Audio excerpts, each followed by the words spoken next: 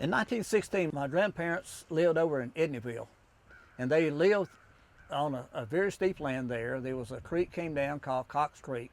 My grandparents decided that the best place was to leave the house, which was on lower ground, and go to the barn.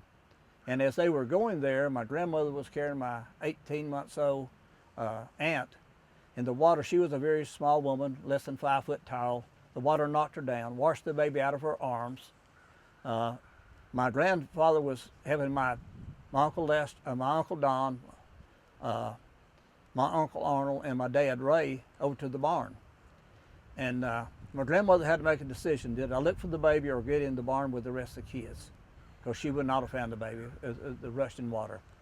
My grandfather, Tilden Freeman, went back to get the oldest boy, Lester, and an elderly uncle, 79-year-old elderly uncle, and take them back. And when they got to the barn, part of the mountain slid off, knocked them out of the barn, knocked part of the barn down, washed the animals out of the barn.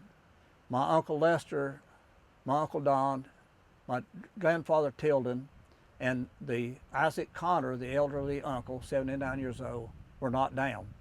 And they were, of course, they were separated. My grandfather found my two uncles, Uncle Don and Uncle Lester. The elderly uncle was not found for 3 days later, about 4 miles from there. He was, of course, deceased. They got back in the barn.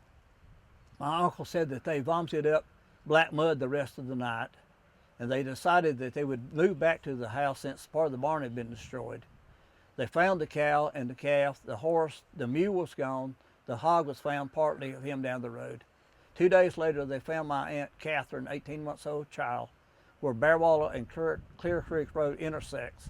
A man swam a horse out to the debris pile and was able to retrieve the baby. Of course, she was dead.